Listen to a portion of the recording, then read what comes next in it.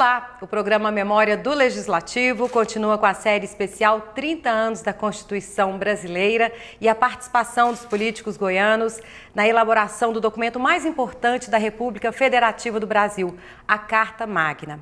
Estamos aqui na presidência da Assembleia Legislativa de Goiás e o entrevistado de hoje já foi deputado estadual por 2 mandatos, é natural de Inhumas, já foi deputado federal também por 2 mandatos, sendo que um deles foi como deputado constituinte. Estamos recebendo Luiz Alberto Soyer. Muito obrigada pela sua vinda aqui. É um prazer. E quem vai nos ajudar nesse bate-papo é o professor Itami Campos, doutor em Ciência Política pela USP, mestre também em Ciência Política pela Universidade de Minas Gerais, graduado em Ciências Sociais, formado também em Ciências Sociais pelo UFG e é imortal da Academia Goiana de Letras, cadeira 39, autor do famoso livro Coronelismo em Goiás e também é o único autor goiano a escrever sobre o parlamento aqui, o parlamento nosso legislativo. Muito obrigada pela vinda dos senhores, é um prazer muito grande. É um prazer estar aqui também, muito bom. Muito obrigada. Entrevistar o nosso companheiro Soyer, que é realmente uma satisfação muito grande de tê-lo aqui. Né? Soyer tem um papel importante na trajetória de Goiás, do MDB, né? E é um prazer realmente voltar aqui e encontrar com ele. Faz parte da história, né? Os dois fazem parte da história. Bom, a primeira pergunta para o senhor, então, deputado. O senhor foi o único goiano a participar, a compor a mesa diretiva durante a Assembleia Nacional Constituinte. O senhor representando ali, né, o PMDB. Eu gostaria de saber como que era ali a relação, como que era a convivência com Ulisses Guimarães, com José Sarney também, e o que o senhor acha que o levou a compor essa mesa? Pois não, é que na época eu era presidente do MDB de Goiás e Ulisses Guimarães presidente nacional do MDB. E com isso a gente tinha uma boa ligação e um dia eu notando que estava formando a chapa dos componentes da diretoria, da futura direção da Assembleia Nacional Constituinte, eu notei que não tinha ninguém do Centro-Oeste. São Paulo, Minas, Rio Grande do Sul e tal. Aí eu cheguei no doutor Ulisses e disse, doutor Ulisses, não tem ninguém do Centro-Oeste. E eu vou pleitear o cargo de segundo secretário da mesa. Eu vou pleitear. E o que o senhor acha?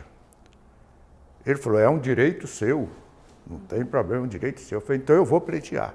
E saí fazendo contato com os dirigentes de bancadas. E todos prometiam, porque ninguém acreditava que aquilo ia para frente.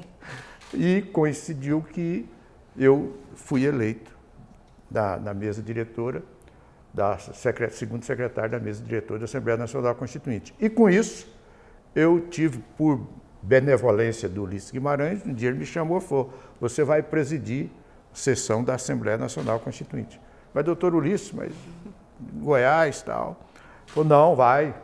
E pediu a todos os que estavam acima do meu cargo que não comparecessem, para poder chegar em mim. Aí eu tive a honra de presidir 4 sessões da Assembleia Nacional Constituinte. Eu achava com dificuldade muito grande, mas depois eu cheguei à conclusão que bastava enxergar e saber ler, porque a assessoria é perfeita da mesa diretora. E muita gente inteligente, né? Grandes mestres. Como é que era essa convivência? Pessoal muito competente da mesa diretora, aqueles auxiliares, eles parece que tinham o regimento interno da Assembleia Nacional Constituinte, tinha aquilo decorado praticamente, porque o deputado ou o membro da Assembleia Nacional Constituinte, um deputado ou um senador, fazia qualquer questionamento, eles já vinham atrás da gente e já explicavam tudo, senão escrevia rapidamente o como deveria responder. De modo que não tem tanto segredo presidir a Assembleia. Soyer, uma questão que eu acho interessante é o seguinte, a Constituinte ela foi resultado de toda uma movimentação a partir do fim dos governos militares e uma movimentação nacional por conta de uma legislação que vinha, né, e caracterizava muito o autoritarismo, vamos dizer assim, composto pelos militares na época, né? Então, esse processo de abertura, esse processo de renovação política, vamos dizer assim, você, como membro da Assembleia Constituinte, como é que vocês perceberam, como é que vocês trabalharam toda essa movimentação, porque muitos grupos e de interesses se fizeram presente, quer dizer, bom, tinha por base esse processo de liberalização política, de abertura, de democratização, o entulho autoritário que era chamado a legislação proposta pelos militares, né, a partir do AI-5 e da Constituição de 67, né? Então você tem toda uma moldura autoritária que foi chamado, vamos dizer assim, foi tentado retirar, e a Constituinte teve um papel importante nesse sentido, né? Eu queria que você falasse um pouco sobre esse momento, inclusive assim, essa movimentação que o Congresso vai ser alvo para esse processo de mudança que o Brasil vai acontecer no Brasil. Pois não, realmente estava em plena ditadura e o que mais foi chamando a atenção para poder iniciar uma abertura para a democracia foi o fato de censura à imprensa e as prisões que se faziam e as mortes, matavam muita gente, a ditadura matou muita gente. Eu até, me permita a expressão, eu costumo referir a excomungada da ditadura, porque eu fui vítima dela, eu fui preso por essa excomungada dessa ditadura militar. E hoje até, muita gente parece que quer que volte uma ditadura militar, porque acha que não acontecia nada. Não acontecia nada porque tinha censura à imprensa, em todo jornal, em toda televisão, estava lá o cidadão do SNI, dizendo que só pode sair isso, só pode sair aquilo. Então, essas ações restritivas de liberdade foram crescendo ao ponto de as pessoas tomarem conhecimento. E com isso, então, imaginou-se numa Assembleia Nacional Constituinte. E a própria ditadura já se sentia enfraquecida pelo trabalho que estava se fazendo para haver um regime democrático. Então, e o regime democrático é o melhor? Não. Para mim, é o menos ruim. Eu prefiro 1000 vezes uma democracia ruim do que uma ótima ditadura. Porque não existe ótima ditadura. De modo que aí essas reações foram surgindo e com isso culminou com a Assembleia, com a formação, com a Constituição da Assembleia Nacional Constituinte. Foi a transição, né? Foi a transição. Deputado, o senhor foi eleito com digamos assim, com a bandeira, né, da reforma do judiciário, né? O senhor é advogado, né, foi procurador-geral aqui do Estado, e a Constituinte foi muito criticada por dar muito poder ao Ministério Público, né, uma espécie de quarto poder. Como é que o senhor analisa essa crítica? Eu analiso porque na Constituição dos tribunais a nível estadual, tribunais de justiça a nível estadual e o próprio Supremo, precisava de haver um equilíbrio, porque eram nomeados advogado, nomeado juiz, para ser membro desses tribunais, e não tinha o representante do Ministério Público. Então eu acho que para haver um equilíbrio, precisava de ter a participação também do Ministério Público. Por isso é que eu pleiteei. E o senhor defende isso em texto, lá na tribuna? Defendo, porque eu acho que tem que haver um equilíbrio. Né? Não é só porque o Ministério Público é tido como órgão acusador, mas não, ele é um fiscal da aplicação da lei, o Ministério Público.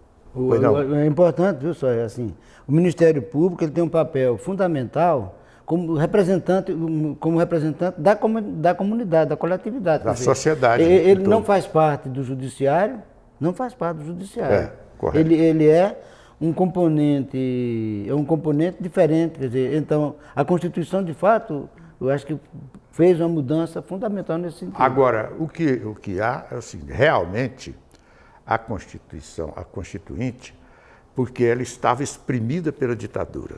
E aí, ao ter a chance de abertura, talvez tenha aberto demais. Sim. Até pressionada pela fechadura, que era muito. Eu acredito que isso aconteceu. Né?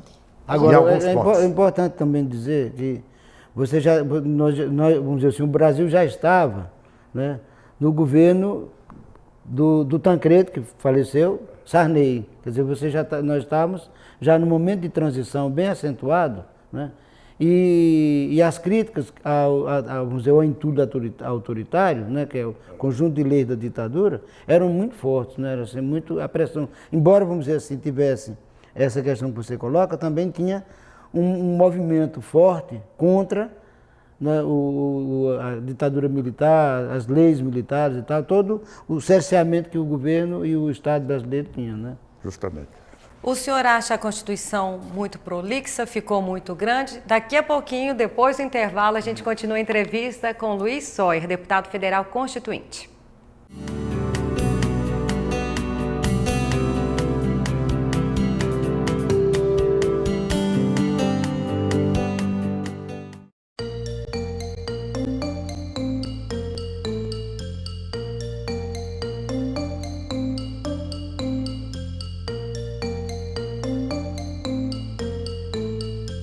Para as crianças, o mundo é colorido. Porque para você tem que ser em preto e branco. Vamos todos fazer um mundo cheio de cores. O Ministério Público de Goiás acredita em um mundo colorido. Tem um mundo sem racismo. Ninguém quer um nome sujo na praça. Antes de incluir um CPF no cadastro de inadimplentes, a empresa de proteção ao crédito precisa notificar a pessoa. Se a dívida foi quitada, o credor tem a obrigação imediata de tirar o nome da lista de devedores. Procure sempre mais informações sobre os seus direitos. Dignidade e respeito. Direitos do consumidor. Superior Tribunal de Justiça. O Tribunal da Cidadania.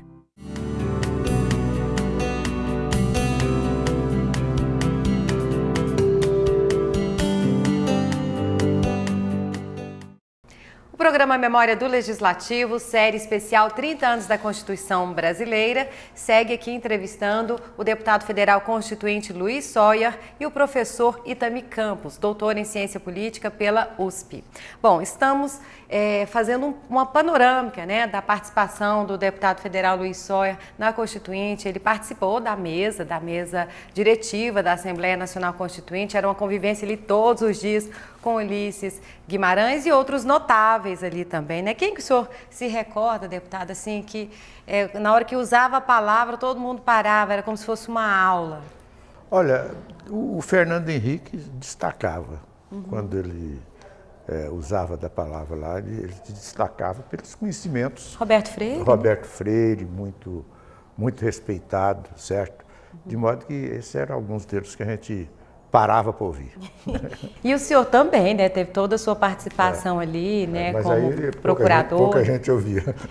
Aliás, era uma pergunta. Como que era a bancada goiana? Havia respeito por Goiás, pela bancada goiana? Nós tínhamos também a senadora Lúcia Vânia, né? A única mulher ali. Na verdade, naquela época, os estados do Nordeste e de Goiás, e do Centro-Oeste, não era tido como cabeceira dos deputados, não. A verdade verdadeira é essa. O que valia é o São Sul, Paulo, o Sul, Minas. Norte, o Sul e o Rio de Janeiro, São Paulo, certo? São Paulo, Paraná, Santa Catarina, Rio Grande do Sul, e esses eram e Minas, que eram os estados que mais tinham muitos deputados, tudo que nós éramos tidos assim, nas escondidas, como segundo time. Tipo assim, uns fazendeirão lá, né? Isso. Vamos dizer assim, me interrompendo, mas assim, Claro. sugerindo alguma coisa, é o seguinte, nós temos, você colocou o Nordeste, mas só que o Nordeste houve uma articulação e o Nordeste termina tendo uma presença significativa a nível de política internacional ou nacional. Exatamente por isso. Por exemplo, no coronelismo em Goiás, Você mexeu com ele porque ele é pernambucano. Não, mas é. Né, professor? E pela quantidade de deputados que o Nordeste então, tem veja também. bem, para Pesa mim, muito. a minha análise, o Centro-Oeste não existe. Quer dizer, qual é a relação de Goiás com Mato Grosso, qual a relação de Goiás com os Mato Grosso ou com o Distrito Federal, quer dizer assim.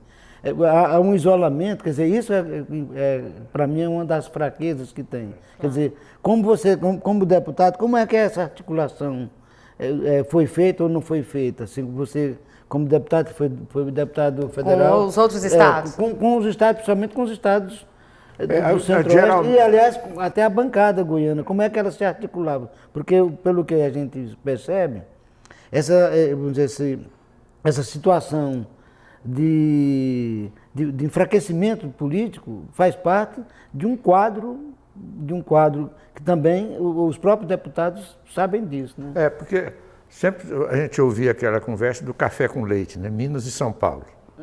Quando eu era o candidato a presidente de Minas e São Paulo, tal, o caso do Sarney foi uma exceção devido à morte do Tancredo Neves, né?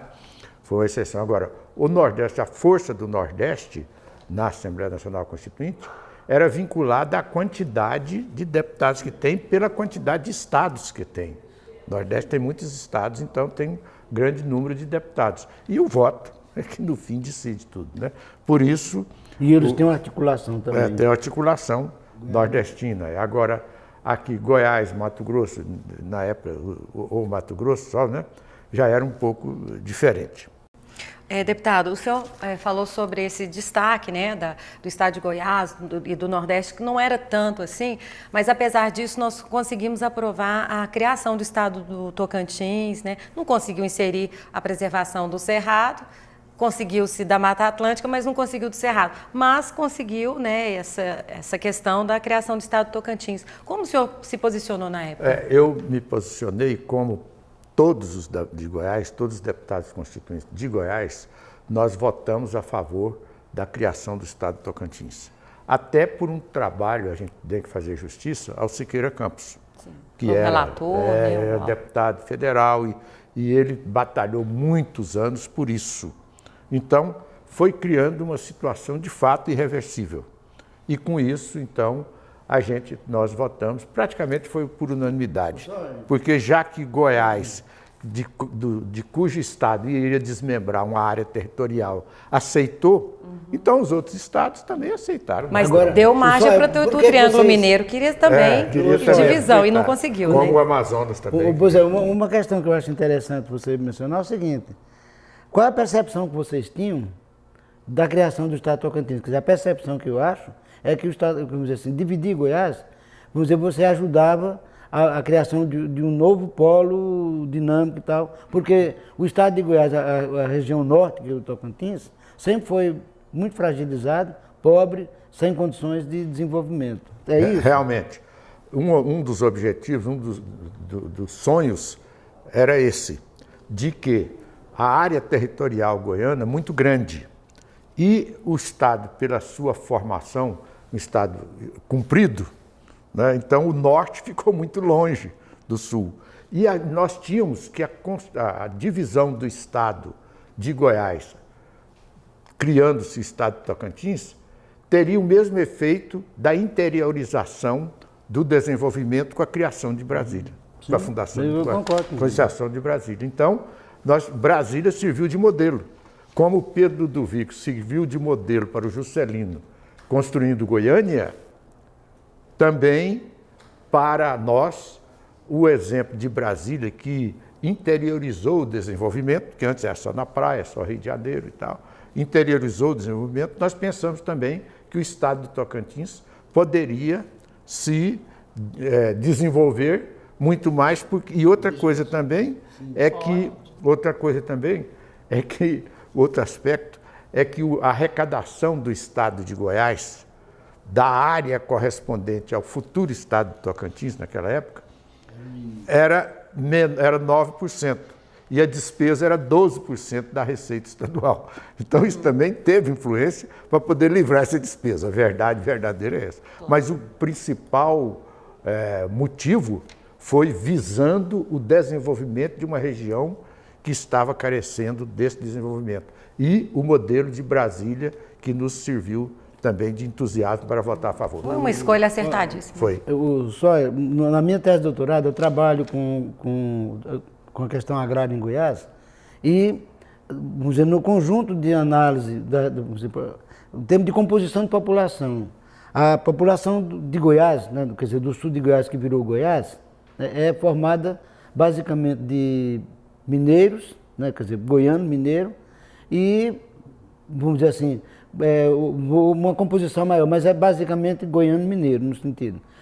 O Tocantins, ela é formada basicamente de maranhense, paraense, nordestino, quer dizer, então, vamos dizer assim, demograficamente, há uma diferença, vamos dizer, histórica, justamente, na formação da ocupação, que isso faz parte da ocupação das regiões, que o norte do estado foi ocupado pelas regiões mais próximas e o sul foi ocupado muito por Minas, São Paulo, porque o Mato Grosso, por causa dos rios, praticamente criavam uma impossibilidade de muito contato.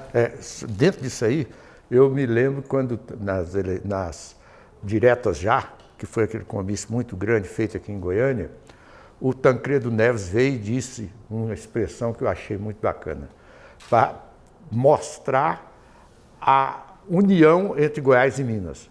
Ele disse no seu discurso: aqui eu não sei se eu me sinto mineiro em Goiás ou goiano em Minas Gerais. Então, com isso aí, espelhou tudo isso aí que você disse. Deputado, o senhor foi titular da subcomissão do sistema eleitoral, né, e partidos políticos.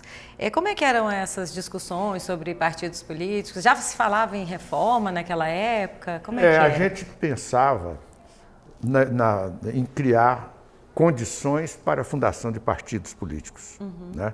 Então a gente estudava isso, essas condições para fundar o partido.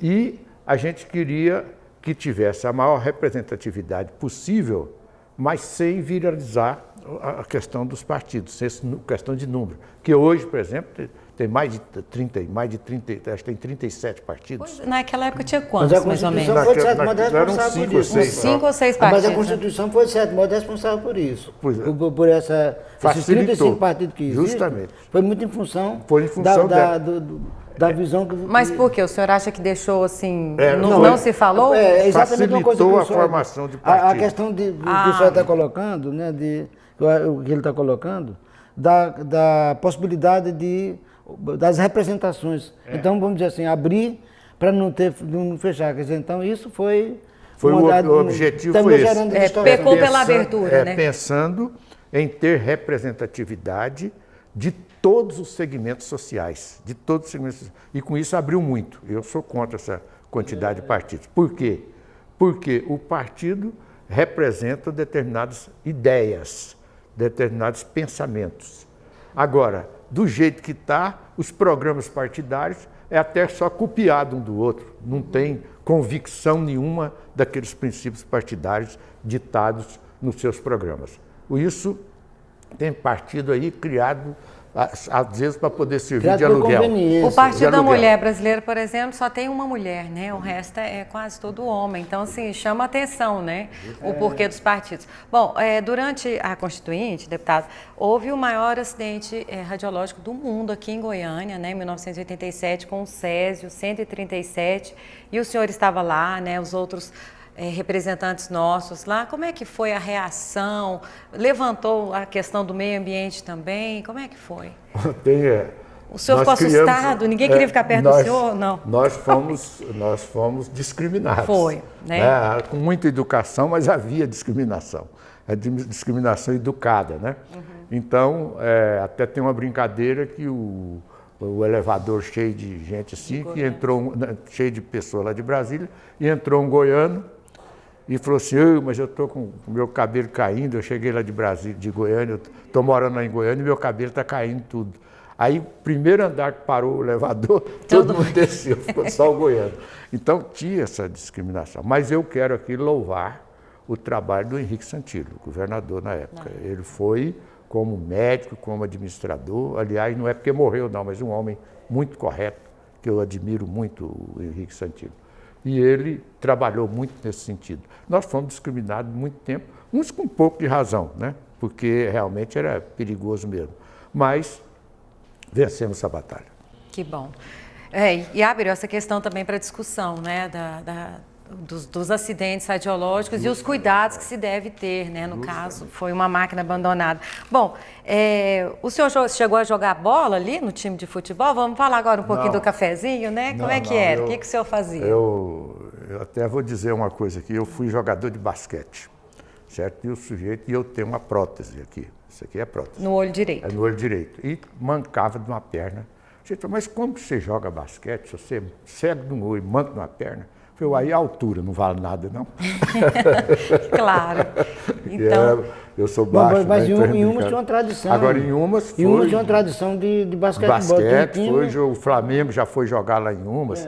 Mas não é novidade que em Umas é a melhor cidade do mundo. Acabou, então, mas acabou. Não tem problema nenhum, é normal para nós. Cadê o time de basquete de Umas? Acabou. Agora acabou. Né? O senhor parou de jogar, acabou, tá vendo? Acabou. Bom, a gente vai continuar falando um pouquinho mais da Constituinte, como é que está hoje a vida do Luiz Sawyer, né? O que ele anda fazendo, daqui a pouquinho, depois do intervalo.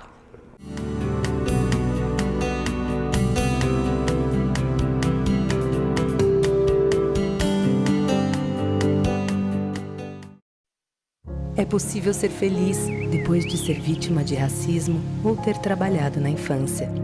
É possível se sentir seguro depois de sofrer abandono. É possível seguir em frente depois de ter seus direitos desrespeitados.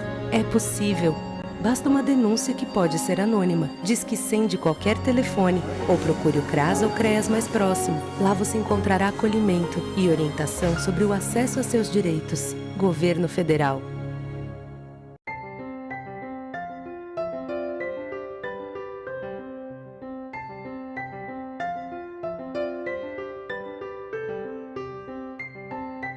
Em um mundo de diversidades, a fé prega o amor e a igualdade. Então, por que alguns praticam a intolerância e a desigualdade? O respeito não escolhe fé. O Ministério Público de Goiás acredita no respeito às religiões.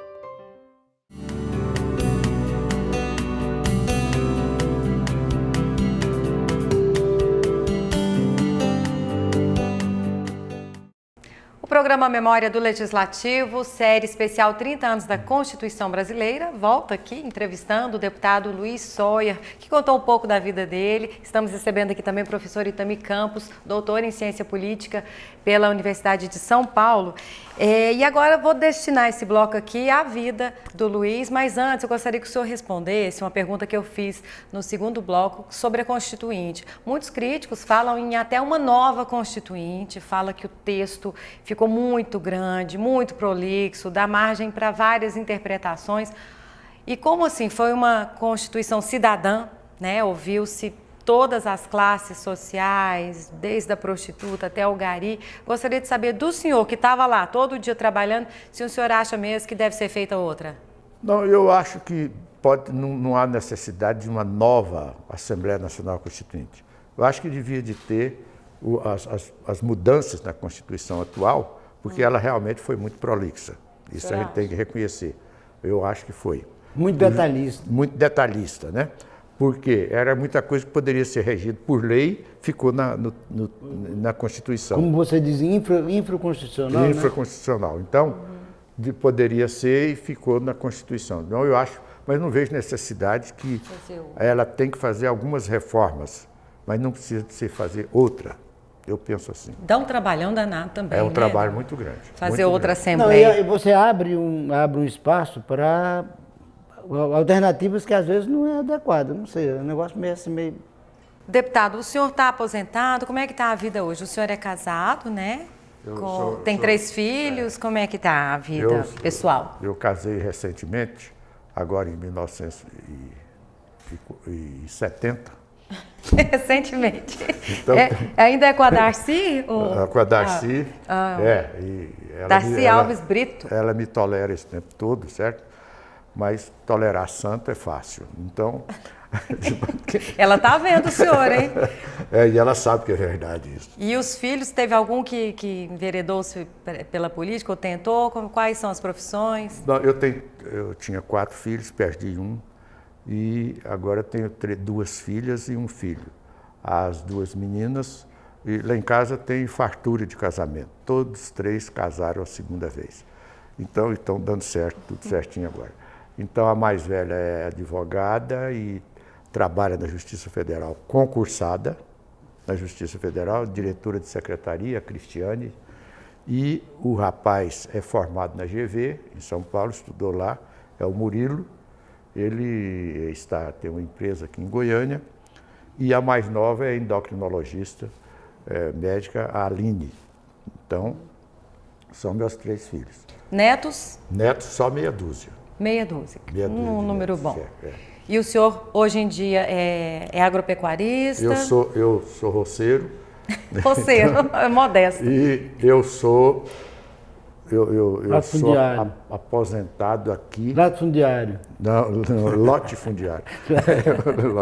Então, eu sou aposentado como consultor jurídico aqui da Assembleia, porque na época que o Íris ganhou a eleição em 82, o que aconteceu? Muita gente já vinha do tempo da Arena há muito tempo aqui e aposentou. Sim. Então, para poder, e naquela época não tinha ainda o concurso, antes de 88, então para poder assumir o cargo de consultor jurídico aqui na Assembleia, tinha que ser primeiro do MDB, né? Claro. Ser advogado, inscrito na OAB há mais de 10 anos. Então, procurou-se e me convidaram. E então eu sou aposentado aqui como consultor jurídico da Assembleia. Deputado, então, para a gente finalizar, qual foi o grande legado do senhor? Qual foi a sua grande participação na Constituição? Aquela participação que o senhor fala assim, quando o senhor volta, falando assim, olha, me orgulho de ter feito isso.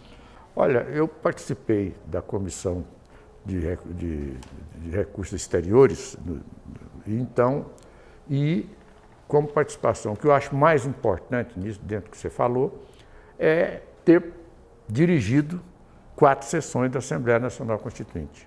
Isso me marcou, eu fiquei muito orgulhoso com isso, porque fui o único goiano que teve essa oportunidade. Foi mais de atrevimento do que de conhecimento, certo? Foi mais como eu pleiteei esse cargo assim na marra mesmo, e todo mundo achando que não dava certo. Não, eu voto no você, porque achava que não ia para frente. E deu certo. Então, o importante que eu acho foi ter essa participação e uma convivência ali com o Ulisses Guimarães, que é um homem diferente, né? Claro. Foi muito importante, porque eu era presidente do MDB de Goiás e ele presidente nacional, a gente tinha muita convivência, de modo que foi esse aspecto que eu acho mais importante. E política nunca mais? Não, eu sou candidato na próxima.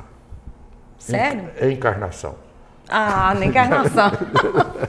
Essa já foi, né? Já foi. Deputado, um prazer muito grande receber o senhor aqui. A gente agradece muito. Esse projeto é uma parceria com a Universidade Federal de Goiás, criação do Vitor Hugo, colega nosso aqui da Assembleia Legislativa.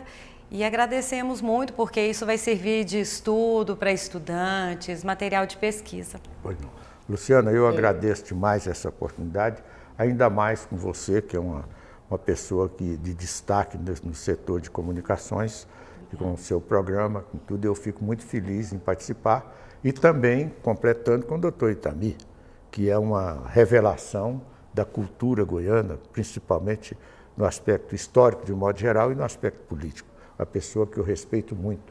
O Vitor Hugo é uma pessoa também que a gente sabe que tem os seus conhecimentos, e o seu futuro livro, eu sei que vai ter uma boa repercussão.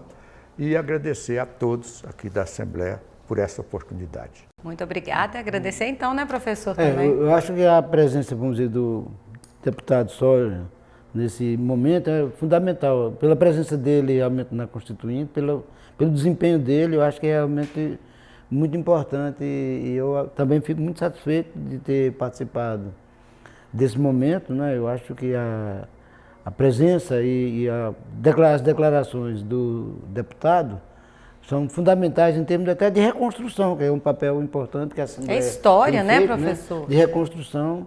É um trabalho, acho que, muito relevante, porque parece que ficou para trás, né? Parece que ficou para trás, mas assim, as pessoas parecem que não levam em conta aquele trabalho, talvez até de formiguinha, do dia a dia, que as coisas acontecem. E o parlamento, de um modo geral, é menos levado em conta na ordem política. O pessoal escreve a história, aí o governador do estado e o parlamento.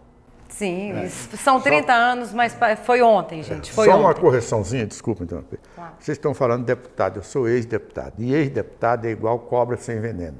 Continua sendo cobra, mas não ofende ninguém. Então pronto. Uma vez deputado, sempre deputado também. Né? Muito obrigada pela participação dos dois aqui. Gente, eu estou no meio da história viva aqui. Aproveitem também, tirem o máximo de informação, porque são 30 anos da nossa Constituição brasileira e aqui ó, a gente tem um arquivo vivo. São 21 políticos que participaram, 21 políticos goianos, alguns faleceram, né? Mas os que estão vivos a gente está aproveitando e tirando toda essa informação. Muito obrigada pela sua audiência até agora. Continue com a gente pelo canal 8 da NET ou pelo nosso sinal digital 61.2. Até a próxima.